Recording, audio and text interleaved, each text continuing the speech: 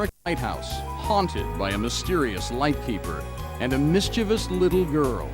She kept looking up there thinking, I know I'm not seeing what I think I'm seeing. From that window right over there? She saw a young child with long dark hair looking out the window.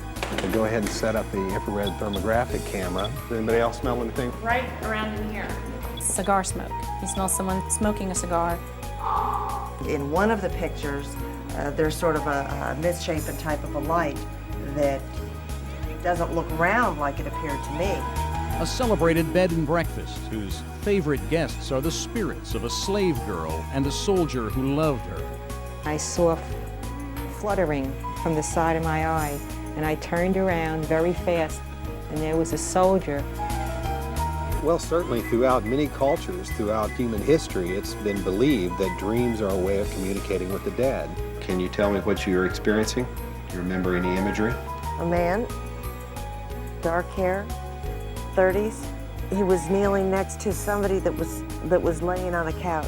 And an ancient castle fortress, a prison then and now for the paranormal. It was rumored that one of the former governors had caught his wife in an affair with one of his soldiers and had boarded them up in there and chained them to the wall and sealed up the room. Because when the room was uncovered, there were reports that there were bones found in the room. All of a sudden I smelled a really, now it's musty in here to begin with, but it was a really musty smell, and all of a sudden it became overwhelming. It was kind of like a rancid smell. I could see any way that door had shut. I went to come back out of the door, and the door had been shut behind me. 3 new challenges for parapsychologist Dr. Andrew Nichols, psychic Jerry Rogers, and technical specialists Jack Roth and Scott Flagg, researchers into the unknown, investigators of the unexplained, the Ghost Detectives.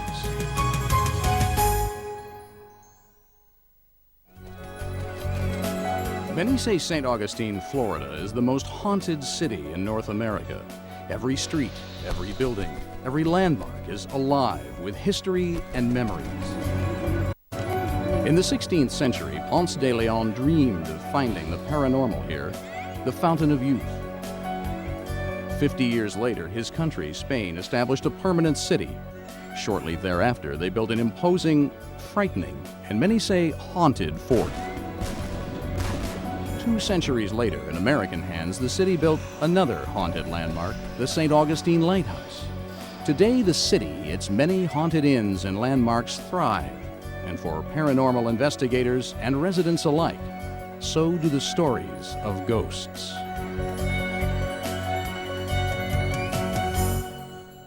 You could walk down any street here and just go back in time and think of all the people that have been here and the history. And the personality of the whole town. It's a very spiritual town. It's wild. It's wild.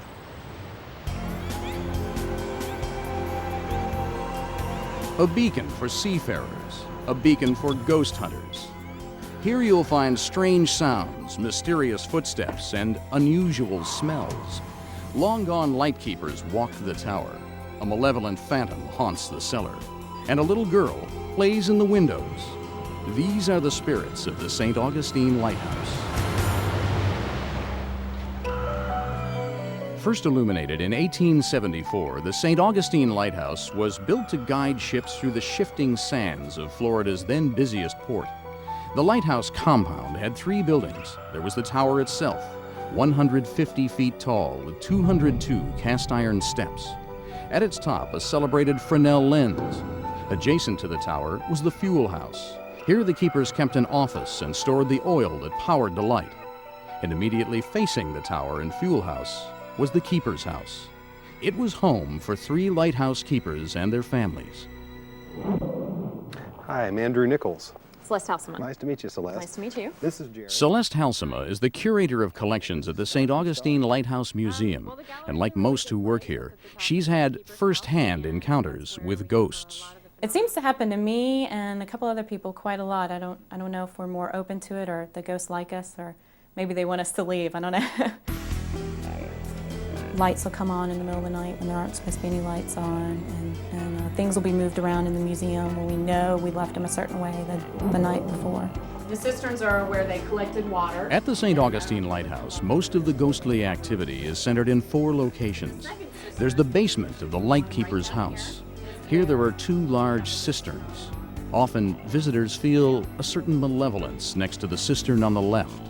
Some say they've seen apparitions moving through the space.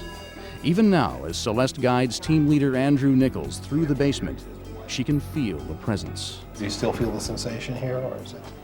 I don't know, maybe it's just because we've been talking dissipated about a it. little? Still there? But yeah, I still have shivers up my back a little bit. That's the only one that kind of is a little scary to me, that is unpleasant feeling. This is, of course, the oil house into the base of the lighthouse here. There's the fuel house, also called the oil house. Here, many people have reported the smell of smoke, reminiscent of a lighthouse keeper from long ago. You smell someone smoking a cigar very, very strongly, standing right next to you practically, it seems like. But there's nobody there. You walk away, you can't smell it anymore. There's the tower stairwell. Here there have been reports of voices, footsteps, and a bucket moving. One of the kind of strangest things, I guess, that happened to me was I was in the lighthouse one morning, and there's a bucket in the lighthouse about 3/4 of the way up the tower. So this is the base of the lighthouse here. We were down in the basement, or the base of the lighthouse, and I heard that bucket being picked up. On this landing is a bucket that tourists can pick up to see what it was like to be a lightkeeper. It makes a very distinctive noise. It's not the creaks and groans of an old building. It's not the stairs moving. It was definitely that bucket. That was a little bit freaky because there was nobody else in the tower.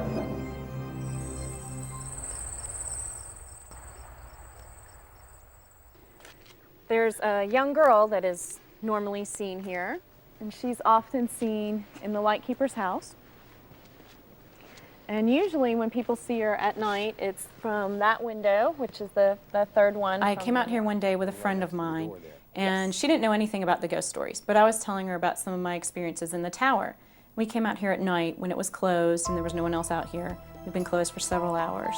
And I was telling her about the tower, so I was looking at the tower, but she was kind of looking around because she'd never been here at night. And she looked up at the lightkeeper's house and noticed something in one of the windows. And as we continued to walk forward, she kept looking up there thinking, I know I'm not seeing what I think I'm seeing. And she saw a young child with long dark hair looking out the window. And the little girl looked her straight in the face, their eyes connected. By the time I turned around, she was already gone. Jerry, if you would start kind of doing a walkthrough. Go ahead and set up the infrared thermographic At the same camera. time, I will take some readings of The ghost detective team meets before scouting the location. At the helm is Dr. Andrew Nichols, an internationally recognized parapsychologist. He's been investigating ghosts, hauntings, and possessions for more than 20 years. Dr. Nichols traces his interest in the paranormal to the death of his sister in a violent car accident. For several months after her death, I had been having recurring nightmares about her death. And one night I awakened and looked over and saw her standing in my room. She looked exactly the way she had looked in life. She was completely whole and dressed as she was dressed when she was alive, in one of her favorite dresses, in fact. And as far as I knew, the dress had been hanging in the closet, but I discovered later that she had actually been buried in that dress. That's certainly what stimulated my interest in this field. Dr. Nichols is assisted by psychic Jerry Rogers, an attorney and academic administrator. Her first paranormal experience was during a childhood seance. It was my birthday, and I had 3 or 4 little girls over, and we were doing the silly slumber party stuff, and we had started out talking about having a seance, and we started that out, and it got kind of silly. It didn't go very far.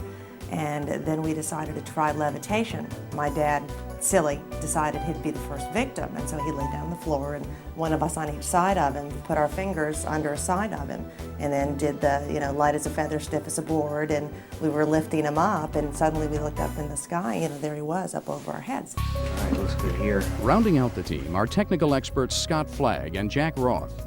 Both have been intrigued by the paranormal since childhood. Jack's interest crystallized when he took some extraordinary photographs at a southern plantation house haunted by a little girl and a slave woman. A slave woman who wore a turban to hide her ears that had been cut off by her master. When I developed the film, there was something on the front porch. There's wrought iron, and in front of the wrought iron there was something coming out of it, and it looked like the figure or outline of a small person with a dark face and like a white turban around their head.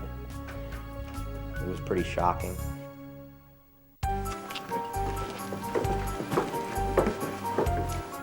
For their site survey, Dr. Nichols, Jack, and Scott will analyze the lighthouse area's general electromagnetic activity. The full spectrum of electromagnetic radiation includes, on the high end, ionizing radiation like cosmic rays, gamma rays, and X-rays. In the middle of the spectrum, there's visible light. And at the low end of the spectrum, there's extremely low-frequency radiation. This is the portion of the spectrum that particularly interests Dr. Nichols. Commonly, these frequencies are associated with natural geologic activity and their consequent magnetic fields. This is quite strong right here. Dr. Nichols believes there's a strong correlation between these unusual magnetic fields and paranormal activity. This whole area is really high.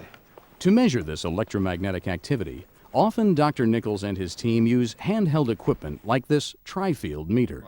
And this particular instrument is designed specifically to pick up extra low frequency electromagnetic fields. It screens out other types of radiation. So we use this in areas that are believed to be haunted in order to look for unusual energy patterns, which we frequently associate with these places. Simultaneously, Jerry Rogers, the team's psychic, will survey the lighthouse, fuel room, and keeper's house using her psi powers, her powers of extrasensory perception. She uses no equipment and strives to avoid being prejudiced or tainted by the other members of the team. We go in separately because we don't want the research team to go to the spots that I've identified as possible hot spots, nor do I want to go in knowing what they've already found, because ultimately what we're trying to do in the research that we do is find corroborating evidence. Why don't we check the courtyard here first and just get an ambient field reading. I feel more of a personality residue in this room. A little girl, probably. That's extremely high. I think a little girl really liked to play hide and seek in this area right here. It was fun because it wasn't her house. A little girl maybe around 7 or 8, that silly age where it's fun to sneak up behind somebody and say boo and scare them. Let's check out the gallery upstairs. See what the field readings are there. There's a bit of a negative feeling here too. Most of it's positive, but I think somebody must have died. I'm getting the impression of a male in work clothes.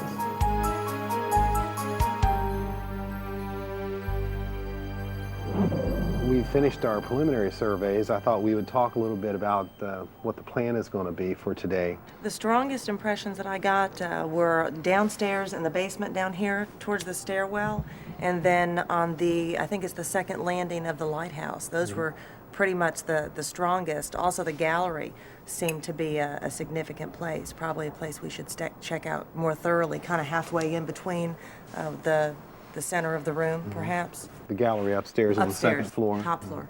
So those would be the 2 areas that you think we should focus on? Yes. Okay. Following their site survey, comparing notes, the team agrees to target 3 areas for further investigation. Given the frequent and inexplicable sounds in the tower, they'll place audio recording equipment hoping to document EVP, extremely low voice phenomena, a sound recording technique that some believe allow the living to hear the dead. Okay, it's now 3:17. Upstairs in the gallery, where the ghost of the little girl has frequently been seen, they'll lay out a table of playful objects, hoping the ghost will move one or all of them.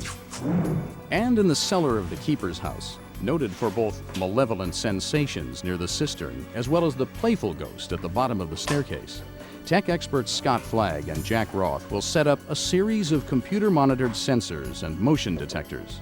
And in both the gallery and the cellar, they'll document any paranormal activity with thermal and infrared cameras.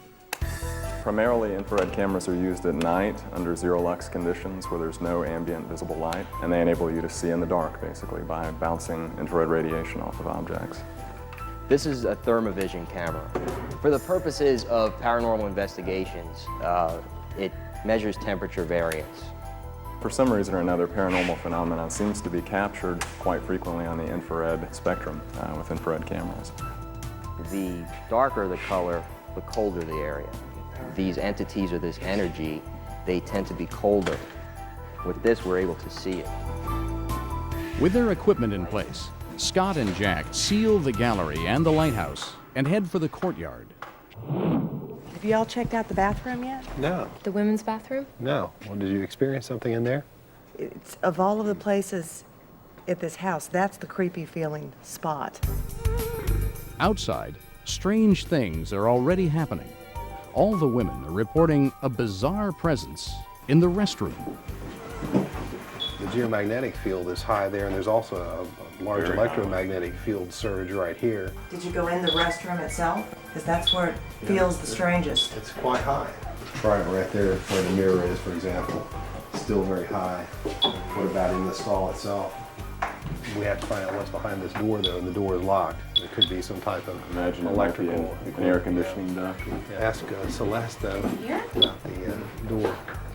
Is that an air conditioning unit in there? It's the breakers. Discovering a large air conditioning unit, Dr. Nichols believes he has an explanation for the restroom's bizarre sensations. Given its size, the unit is throwing off unusually high levels of electromagnetic radiation. In conjunction with the lighthouse's already established unusually high geomagnetic activity, visitors to this spot may be experiencing a compound effect. So in the restroom, we have a combination of a high electromagnetic field and the geomagnetic field, which is pretty much natural to the house itself. Just kind of it gives it a doubling effect, I think. What is it? Check it out. Then, Celeste Helsema, the Lighthouse Museum curator, has again smelled cigar smoke in the old fuel house. You still smell it? No, now it just smells musty. So it's the same smell that you've smelled before? Pretty much. It didn't seem quite as strong as in the last time I smelled it in the tower. So you're not smelling anything now? Does anybody else smell anything right now? Yeah. And topping it off, Jerry Rogers, the team's psychic, says that while taking pictures down in the basement, she's possibly captured the image of a paranormal anomaly. When I was sitting down there in the dark, I saw sort of a floating blue light briefly 2 different times. It's not showing up blue on the pictures. You were taking it in black and white. I was taking it in black and white. Now That's there's interesting. almost, that looks like an orb up in there. It's hard to tell because of the brick, and that brick is kind of motley, but that, we can put it in the Now you in the laptop and blow it up and see what it looks like. What Jerry may have captured on her digital camera is the image of what ghost investigators call an orb. Some say they are bizarre artifacts of cameras and video equipment. Others believe these are a natural phenomenon associated with unusual geomagnetic activity.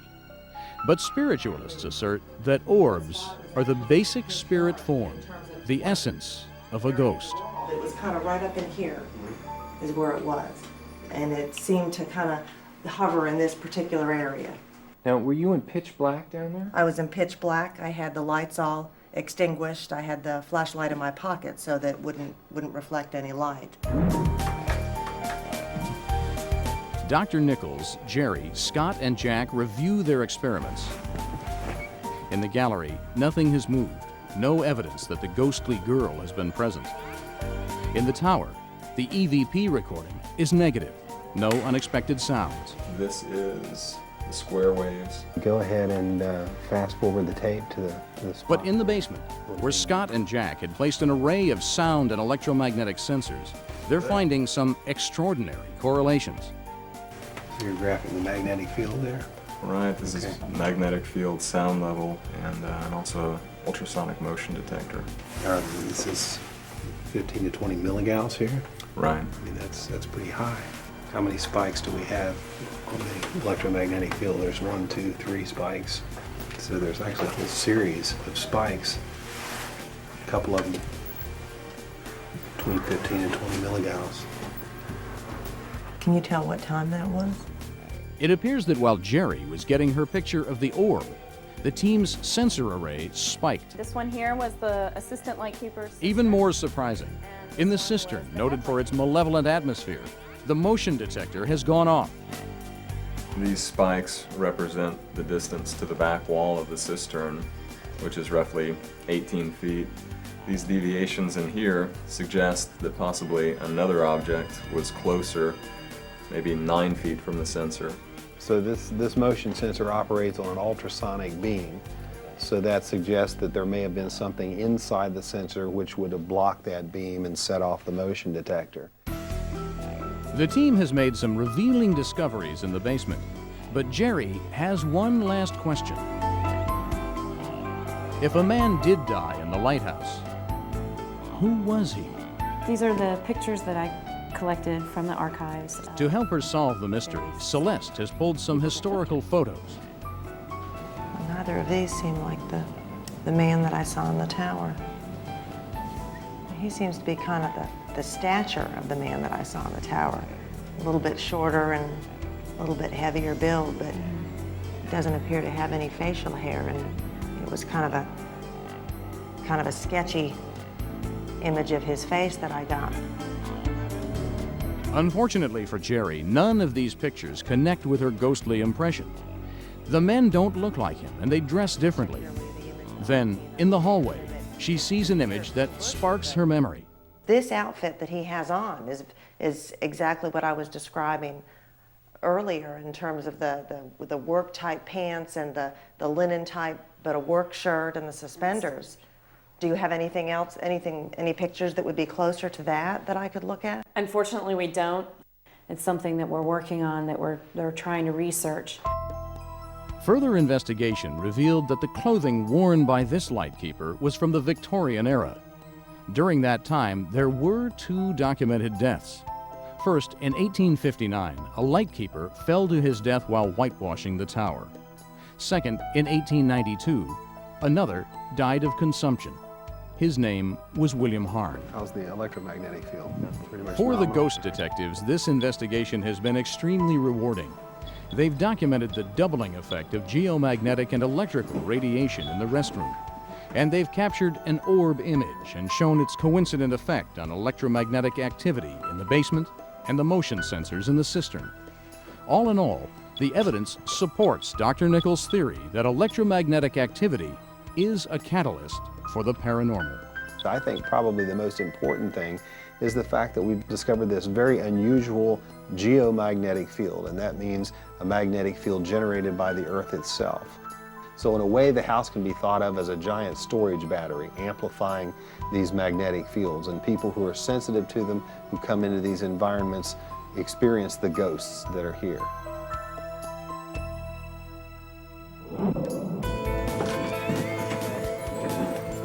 The St. Augustine Lighthouse, a home for ghosts and a destination for ghost detectives.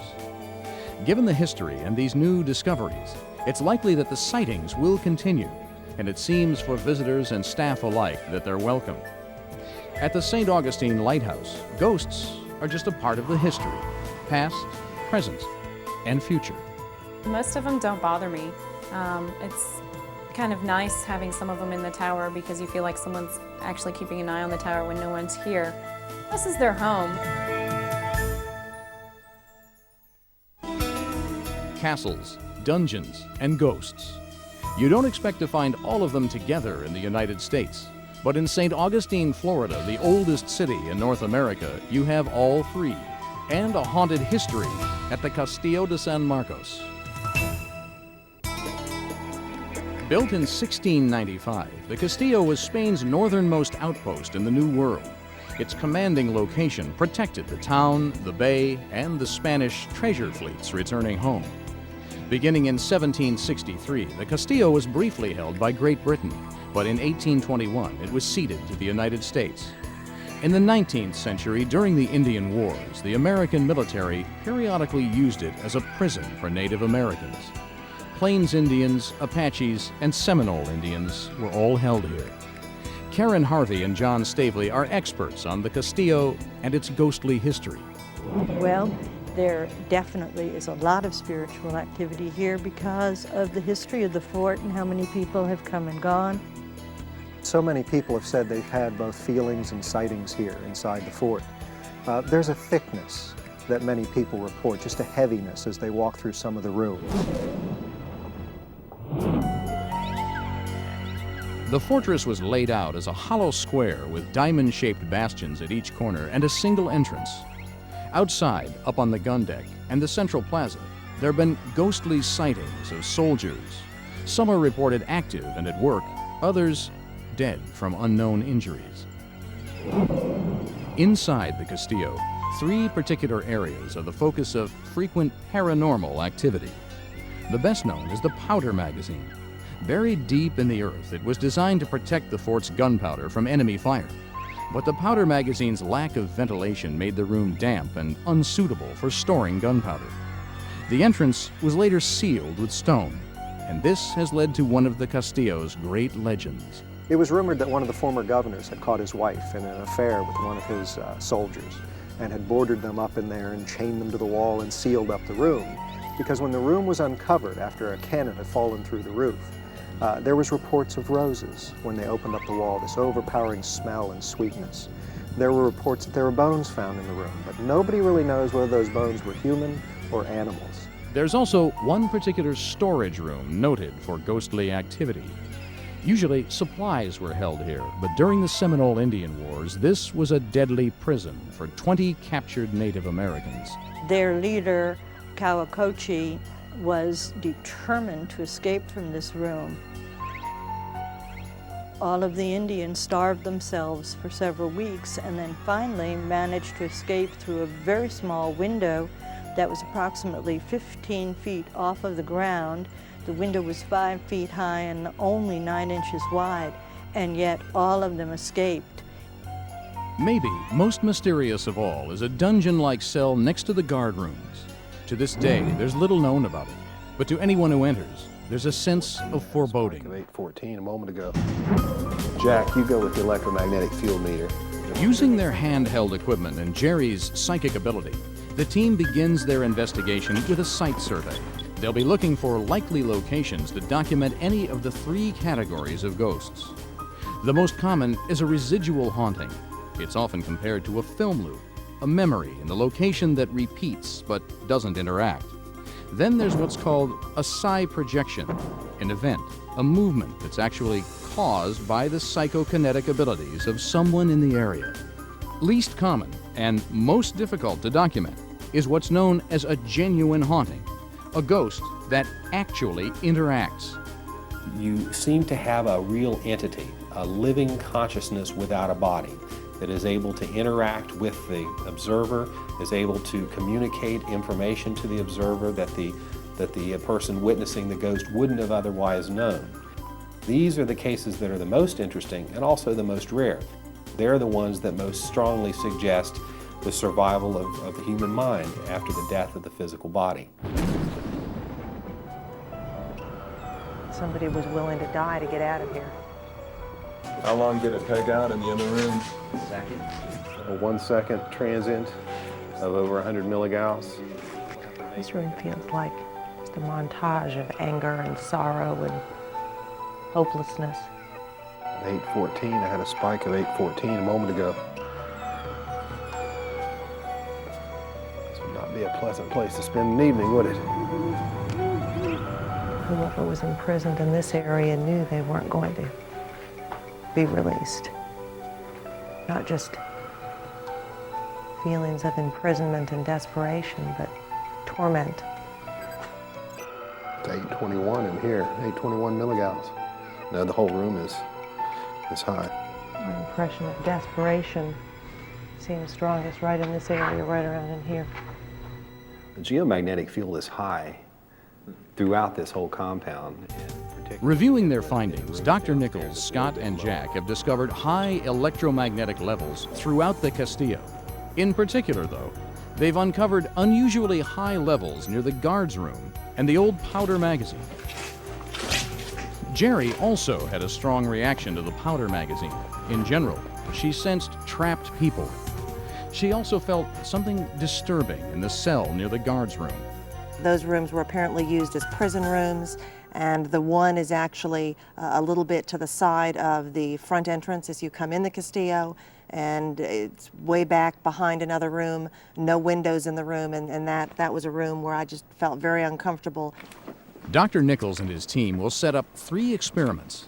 They'll place EVP, extremely low-voice phenomena recording equipment, in the storage room that held the imprisoned Seminole Indians. They'll put a sensor array in the powder magazine, and in the mysterious cell next to the guard room, they'll position Team Psychic Jerry Rogers, along with the infrared and thermal cameras. Well, many times it seems that psychics attract unusual phenomena to them. They have an unusual bioenergy field that surrounds their body, and many times these orbs that we've been able to photograph in the past will be attracted to that field. And if there is an intelligent entity of any type there, she may be able to establish communication with it. Something else. Almost immediately, the strange experiences begin to happen. I tried to take a couple of pictures with my flash. I just put batteries in here yesterday evening, and they're dead. Yeah, that's fairly typical for haunted locations. They kind of serve as an energy sink and seem to drain electromagnetic energy from batteries and electrical equipment quite frequently. And all of a sudden I smelled a really, now it's musty in here to begin with, but it was a really musty smell, and all of a sudden it became overwhelming. It was kind of like a rancid smell. I came over and I just did like that. And as soon as I did, I felt warmth, probably roughly the size of my fist. I could tell that because the warmth dissipated on the sides of my cheeks. I just took one smell, and it didn't smell pleasant. It was kind of musky. And I went back to smell again, and it was gone. The warmth was gone. The smell was gone. I think I got something in the Indian jail. Then Jack discovers he's recorded some unusual sounds in the old storage room, the room that was used to imprison the Seminole Indians. No one has been in or out, but on the tape, there's the sound of something moving. It's only a couple seconds, and it sounds like something being dragged across the floor. It's not a voice. Well, let's So here, listen, you have to listen carefully. We'll probably have to clean it up.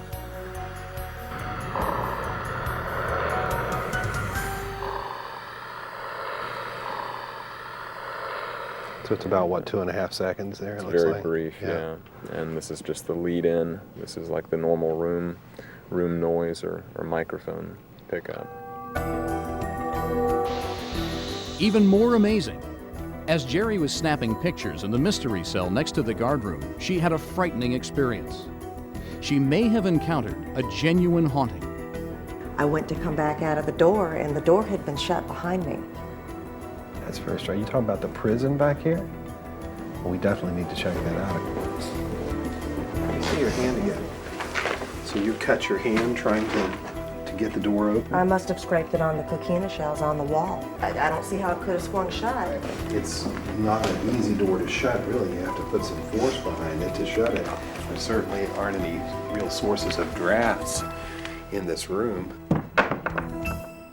Seizing the opportunity, sensing that Jerry might have been in contact with a ghostly phenomenon, the team quickly installs its infrared and thermal cameras and places Jerry in the cell. Watch your step here. There's a lot of cable. You're going to shut the door? Yeah, I want to shut the door. I want to recreate as much as possible your emotional state when you were in here before. Got a chair for you to sit on over here. Corner? Yeah, in the corner. Well, at least you'll know nothing's coming up behind you here. Besides, I want you to be a little claustrophobic. Okay, you okay? I think so. All right, remember, we'll be watching you with the infrared and with the thermovision, so Okay. good luck.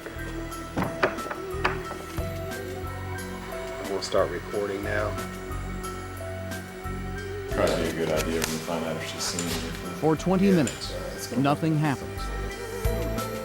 And then Jerry raises her arm. She seems to be trying to touch something. Dr. Nichols thinks she may be waving. Are you waving? No, I just saw something there, so I put my hand in it. Can you describe what you're seeing? A face right there. Was also sort of a black shadow that passed in seemed like it was directly in front of me over towards the wall, not sort of to my right. Jerry's seen something. A head. A floating head. And then a strange, black, dark movement across the room. Do you feel that this was a friendly or a malevolent presence? I don't think friendly is the appropriate word, but it almost seemed like it was trying to be comforting, but was not very successful. I'd like to see if she can tolerate staying in there for another 15 minutes or so, and see if we can record any activity and see if she picks up any more impressions.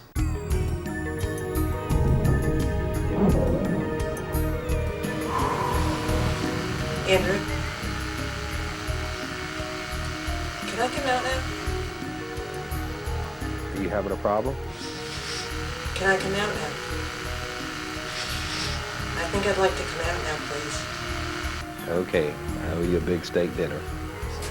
Sensing her distress, Dr. Nichols helps Jerry out of the cell. She's still haunted by the sense of a personality with her and a face. While I was doing that, I felt like something came in and held my hand for just a couple of seconds.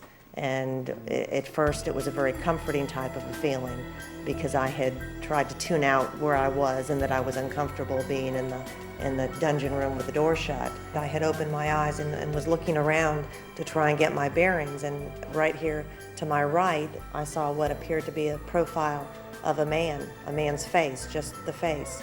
And I had reached my hand out to touch it, to see what it felt like, to see if it was hot or cold.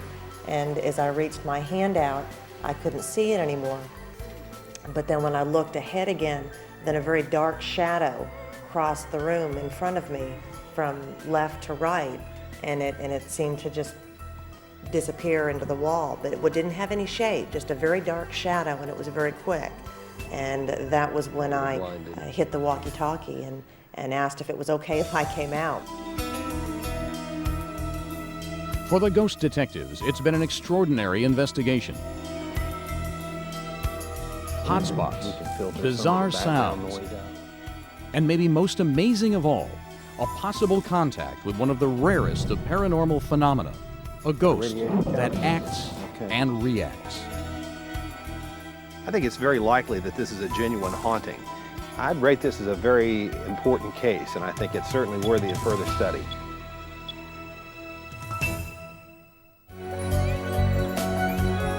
Throughout history, cultures around the world have believed that spirits communicated with the living through dreams. Until now, no one has attempted to prove that possibility. For the ghost detectives, it's a natural, and the most natural place would be a haunted inn with a haunted room, like St. Augustine's St. Francis Inn. It was built in 1791 as a home for one of the early landowners in the region. By 1845, the property was used as a boarding house. Originally, it had just 2 stories, but in 1888, the attic was converted to a 3rd story.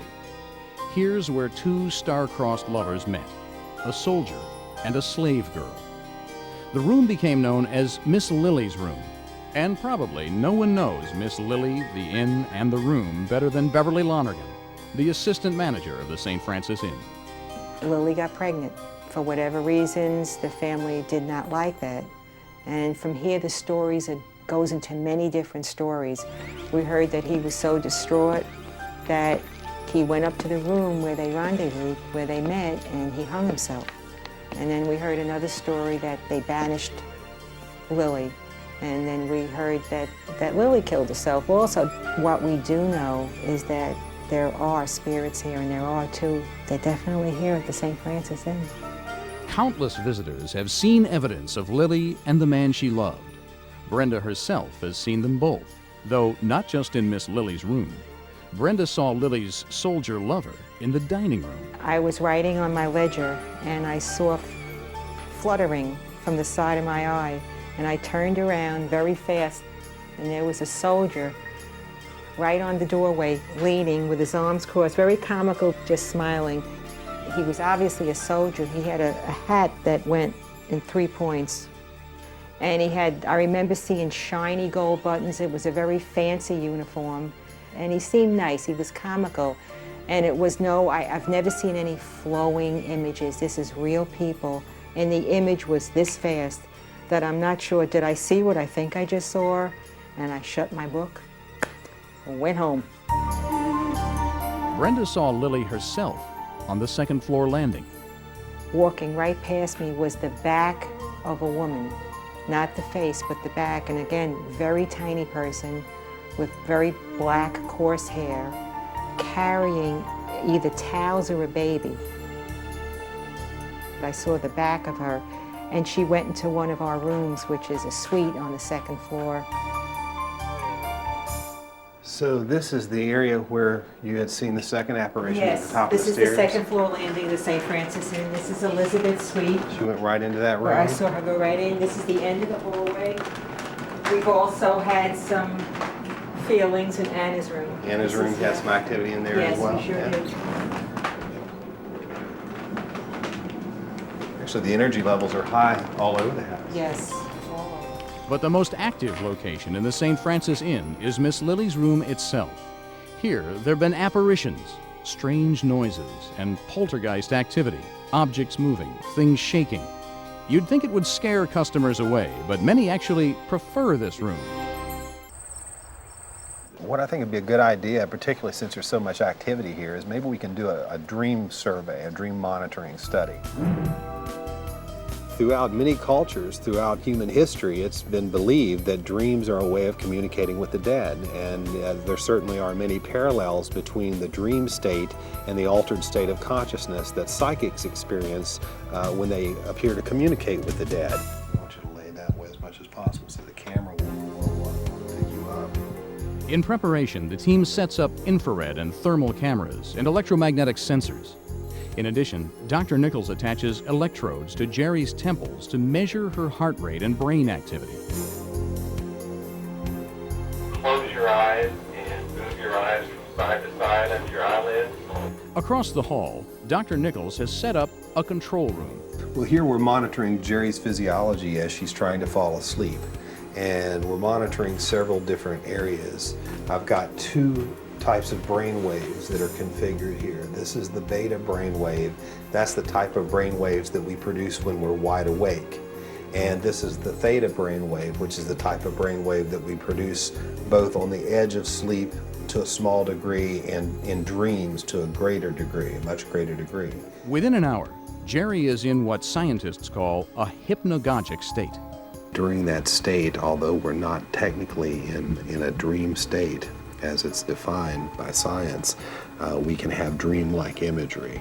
She could be experiencing some type of contact with the energies or entities that might be present in this house right now.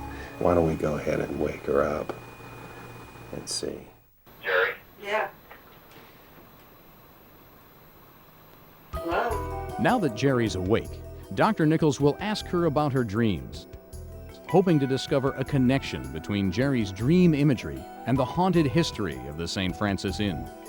Hello, can you tell me what You're experiencing? It was an elderly man. Looked like a man.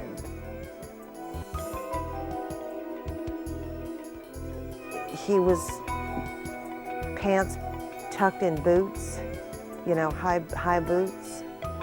In her dream, Jerry has seen a young man kneeling next to an ailing older man. Maybe this young man is Lily's soldier lover. Could he be consoling his distraught father or guardian? Does this imagery that she's experienced correlate with any real activity that took place in the house, perhaps even in that room in a former time? If it does, and there was no way that she could have known that beforehand, then that would indicate that she was receiving actual psychic information. The ghosts that are here may have been trying to communicate with her through her dreams and describe something about the way they died. Jerry? Yeah. This time, however, the distraction of the electrodes, the cameras, and the general monitoring are making it impossible for Jerry to sleep. Sensing her frustration, Dr. Nichols ends the experiment. Keep your eyes closed. I want to turn on the light. Further investigation into the history of the St. Francis Inn by the ghost detectives revealed that the soldier believed to be Lily's lover had an uncle named General Hardy. General Hardy inherited the St. Francis Inn property in 1855. He may have been the soldier's guardian, and given the men, their age, and their clothing, both the soldier and General Hardy may very well have been the images in Jerry's dream. And where was Miss Lily during this event? Had she already been banished? Was the young man, her soldier lover, asking his uncle for the liberty to see her?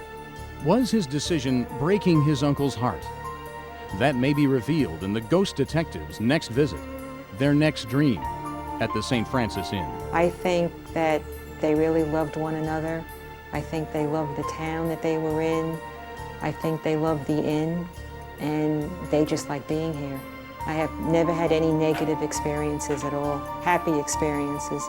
They might be lost.